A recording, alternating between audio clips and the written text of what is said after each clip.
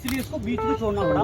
उसके साथ में ही काफी उनके सैन्य अभियान भी थे, तो उसके साथ में भी ये मिस कर दिया गया था। हम थोड़ी सी अलाउद्दीन खिलजी के बारे में चर्चा कर लेते हैं। वो खिलजी वंश का दूसरा शासक अलाउद्दीन खिलजी, जो कि अपने चाचा जलालुद्दीन खिलजी को मारकर और दिल्ली की सल्तनत पे बैठा था।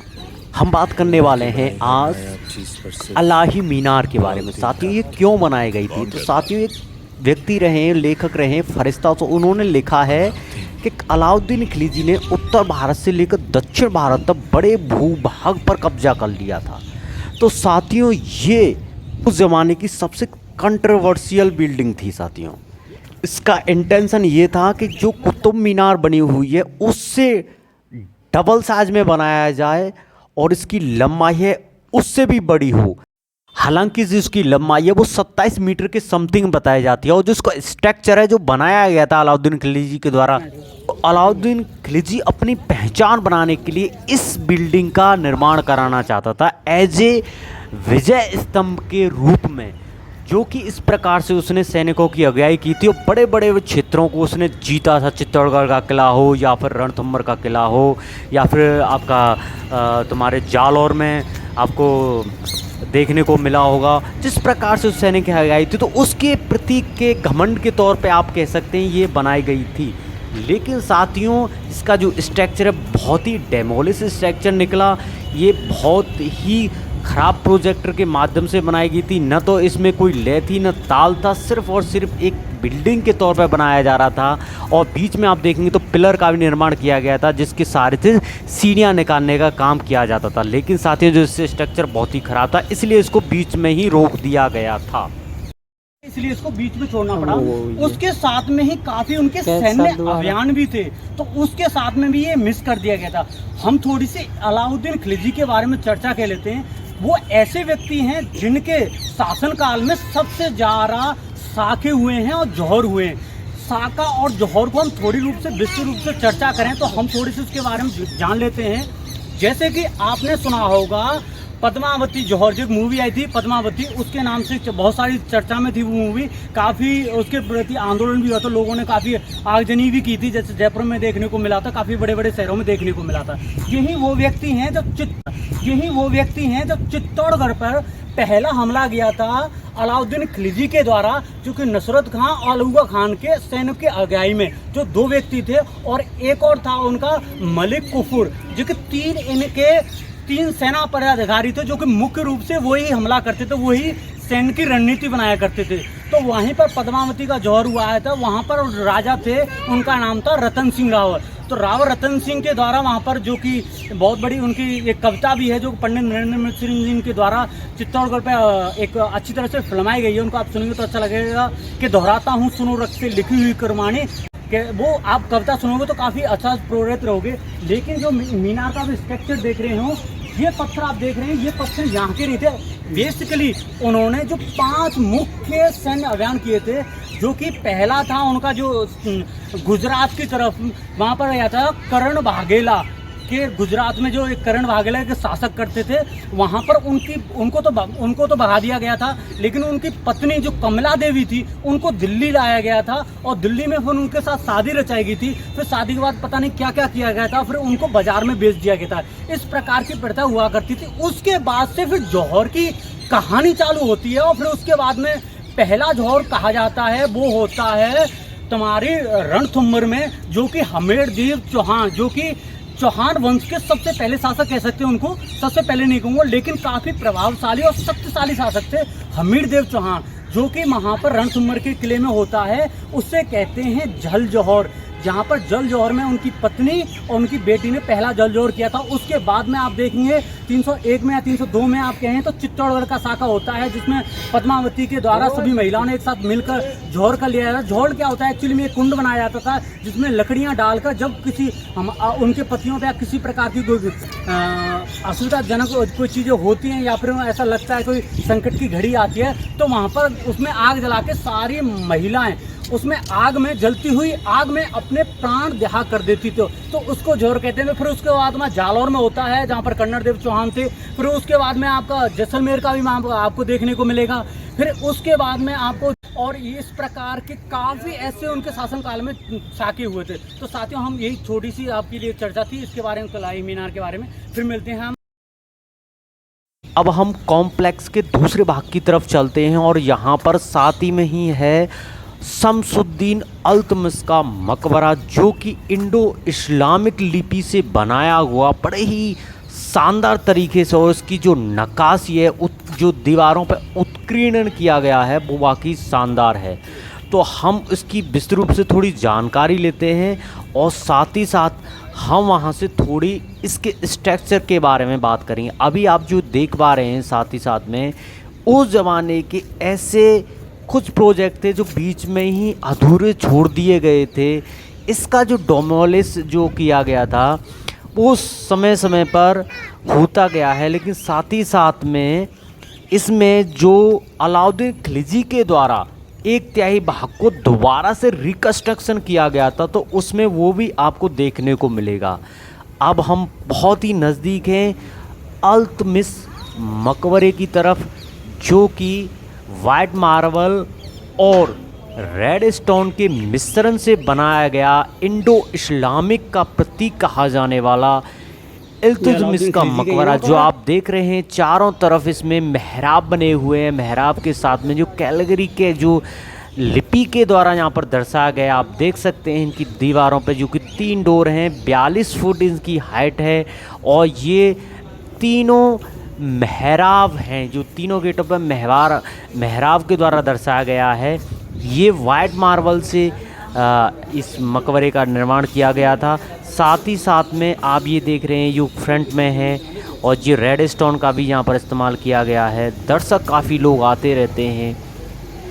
और साथ ही साथ उस ज़माने का मुस्लिम का एकमात्र ऐसा मकबरा था जो कि उस समय पर सरवाइव करवाया था, नहीं बाकी सारे डेमोलिश हो गए थे, एक भी बचा नहीं था। यही एक मकबरा था जो कि 1235 ईस्वी में बनाया गया।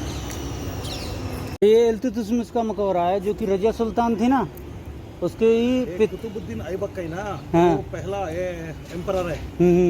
ये कुतुबुद्दीन का जो था ना, कुतुबुद्दीन ऐबक, हाँ। वो गुलाम वंश शासक था। हाँ।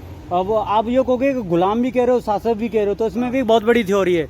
कुतुबुद्दीन ऐबक था, वो मोहम्मद गौरी का दास था, मोहम्मद गौरी का गुलाम था। मोहम्मद गौरी, हाँ, मोहम्मद गौरी ने फिर यहाँ पर दिल्ली में आक्रमण किया था। पृथ्वीराज चौहान के साथ युद्ध हुआ था 1192 में। कहा जाता है कि उन्होंने 21 बार युद्ध लड़ा था, उसमें एक बार तेराहन के दूसरे युद्ध में हारे थे। हालांकि मुख्य 2 युद्ध हुए थे, 1191 का, जिसमें मोहम्मद गौरी को बहुत अच्छी तरह से पराजय किया था पृथ्वीराज चौहान ने। फिर उसके बाद में 1192 में हुआ था, जिसमें जो कि पृथ्वीराज चौहान ने हारने के कई कारण बताए, जिसमें अहदुर्दुर्सला भी था, क्योंकि उन्होंने दक्षिण के क्षेत्र पर फोकस नहीं किया था। क्योंकि यहाँ पर एक तो उन्होंने एक दुश्मनी मोल ले ली थी उससे, जयचंद गढ़वाल से, जो कि जयचंद उससे शामिल हो गया था तुम्हारा मोहम्मद गौरी के साथ में। लेकिन ऐसा कुछ नहीं था। मोहम्मद गौरी क्या है कि मोहम्मद गौरी को अकेले ही पृथ्वीराज चौहान ने पहले भी हराया था, लेकिन उसकी सेना थी 3 अभियानों पर बट गई थी। बंगाल के अभियानों बट गई थी। इधर में जयचंद गढ़वाल का वो क्षेत्र भी लेना था, इधर गुजरात का भी लेना था, इधर के साथ में ये तेहरान का दूसरा युद्ध चालू हो गया था। तो उसके कारण ये सेना बट गई थी पृथ्वीराज चौहान की। तब उन्होंने काफ़ी जो संघर्ष किया था, फिर उसके बाद में हार गए थे। हारने के बाद में फिर मोहम्मद गौरी चला जाता है यहाँ से।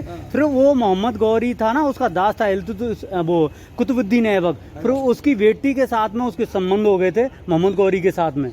वो ये उसका सनीला, हाँ, होने लगा। फिर उसके साथ में फिर वो अपनी बेटी का शादी करा देता है वो मोहम्मद गौरी कुतुबुद्दीन ऐबक के साथ में। कुतुबुद्दीन ऐबक के साथ में शादी कराने के बाद में फिर ये जहाँ दिल्ली की परगने की जागीर दे देता है, जो कि पाकिस्तान के भी लाहौर था, पंजाब भी था। वो 1947 के पहले पूरा होता है ना, हाँ, इंडिया है ना वो टाइम में। जी। अभी अलग अलग हो गया 1947 में। Now congregations, हाँ।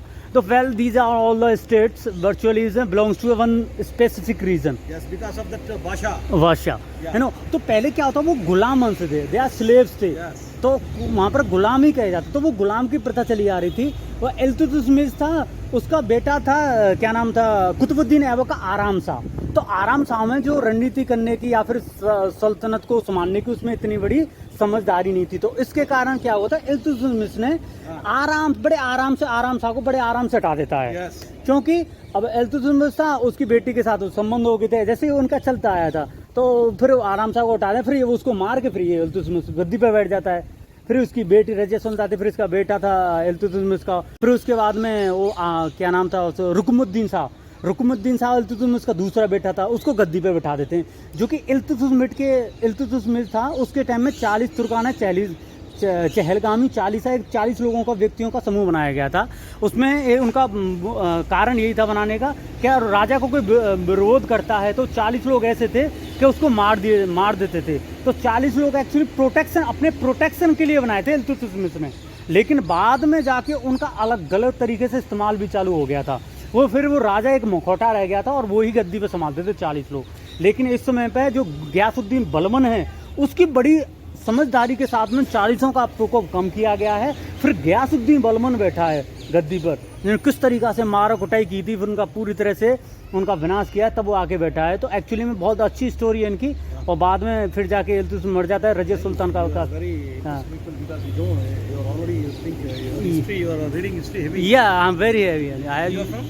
I am from Rajasthan. मैं राजस्थान से आया हूँ अभी। कहाँ से आए? एक मिसिंग कंप्लेंट था। ओके, मैं आपको इस स्ट्रक्चर के बारे में बताता हूँ थोड़ा। ये स्ट्रक्चर आप देख पा रहे हैं ना जी, इसे मोहराब बोलते थे, महराब बोलते थे। जो पहले था ना जी, ये महराब था एक्चुअली में। अब ये महराब क्यों बनाए जाते थे, इसका कारण था कि अगर ये महराब नहीं बनाते हैं तो यहाँ पर पिलर खड़ा करना पड़ेगा आपको। पिलर खड़ा करे हुए आप इस पे कोई पिलर अगर खड़ा करते हैं तो वो स्पेस गिरता है, तो आपको डायरेक्ट ना जो पूरा वो सीन नहीं दिखेगा आपको डायरेक्ट।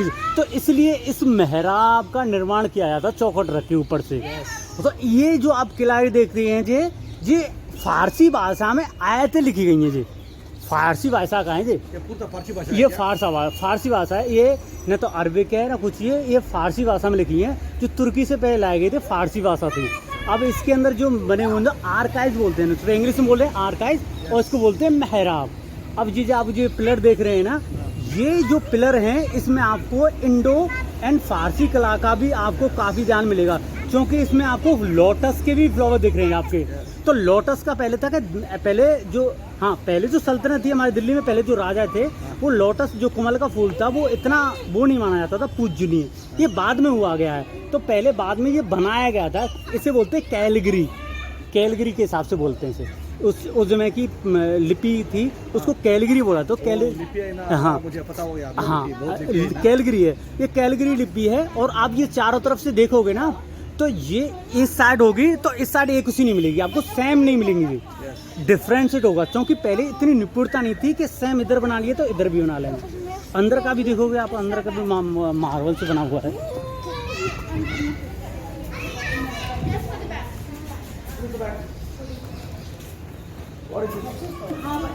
इल्तुतमिश का मकबरा है। Why they are using these stones? These are stones actually red and marble से। तो ये रेड का है। तो पहले जो अगर बिस्तर होता था जो मार्बल्स का ना काफ़ी कम मात्रा में उपलब्ध होते थे, तो इनका होता जैन मंदिरों को लूट कर, यानी कि आपने देखा होगा ज्वालामुखी के मंदिर थे, वो थे आपको हिमाचल प्रदेश में, जो वहाँ पर 1300 ग्रंथ मिले थे। 1300 ग्रंथों से में से कुछ फारसी भाषा में अनुवाद किया था, कुछ ग्रंथों का उनमें उन्हें कहा गया नाम से उनको फारसी भाषा में अनुवाद किया गया है। तो वहाँ से कुछ मंदिरों का स्ट्रक्चर लिया, फिर इसमें यहाँ पर कढ़ाई गई है। ये बहुत ही कम स्ट्रक्चर, जो कहीं भी को उखड़ते नहीं थे, बहुत ज़्यादा प्रॉब्लम होती थी, उनको लाने में बहुत ज़्यादा दिक्कत होती, क्योंकि भारी कम थे। लेकिन जो आप ये पत्थर देख रहे हैं ना, इसको पहले पिथौरागढ़ कहा जाता था, राय पिथौरागढ़। अब पिथौरागढ़ किसे कहते हैं? पिथौरा नाम था पृथ्वीराज चौहान का, तो ये पहले पिथौरागढ़ था। ये पूरा परिसर ही पिथौरागढ़ था, पृथ्वीराज चौहान के नाम से किला था। और जो आप मीनार देख रहे हैं, कुतुब मीनार, ये भी पिथौरा कहा जाता है कि 27 मंदिर, जैन के 27 मंदिरों को ढाके बनाई गई है। लेकिन ये भी अनुमान लगाया जाता है कि पिथौरागढ़ था यहाँ पर, तो उसके पत्थरों का भी इस्तेमाल इसमें किया गया है, तो वो भी वहाँ पर देखने को मिलेगा। और अब जगन्नाथपुरी के मंदिर भी जो ढाए गए थे, वहाँ से लेके आए थे, गुजरात से यहाँ पर भी लेके आए थे, तो उनको सभी को यहाँ पर भी लगाए। वहाँ पर भी आप देखोगे तो हिंदू मूर्तियों की वहाँ पर स्थापना का भी थोड़ा उत्कीर्णन मिलेगा पत्थरों पर। जो कि इस तरीक़ा से यहाँ पर लाए। यहाँ पर 3 डिज़ाइनें दी गई हैं, आप देखोगे। एक ये है, फिर आपको ये दिया है और ये 3 ये दिए हैं, 1 2 और 3 दिया गया है यहाँ पर। तो एक्चुअली में यहाँ पर आप देखेंगे ऐसी दूसरी कवर पे जाओगे तो ऐसी इन कवर का निर्माण किया गया है। यहाँ पर पानी ना बढ़ जाए इसके लिए नीचे से डैम सा बना दिया गया था। ये इस प्रकार से यहाँ पर बनाए होंगे। ये अंदर क्या है? अंदर ये पानी के कारण पानी को जाने के लिए नीचे से भी ये ऊपर से दबाने के लिए किया इधर जगह है है। चढ़ने हाँ, के लिए। पहले पानी की सुविधा नहीं तो नीचे से स्पेस बना दिया जाता था, तो ये इसलिए ये सुविधा दी गई थी। बाकी ये पुराने जो वो है ना शासक थे, उनकी पिलर इस टाइप में बनाए गए थे। धीरे धीरे कंस्ट्रक्ट, कोई आधा बना के गया उसकी मृत्यु हो गई गोरी क्या काली है। एक गोरी क्या काली ये वाला काली बना दिया, जस्ट बना दिया बिकॉज ये टूम्ब है। ये टॉम दिस इज अ मैंने एक्चुअली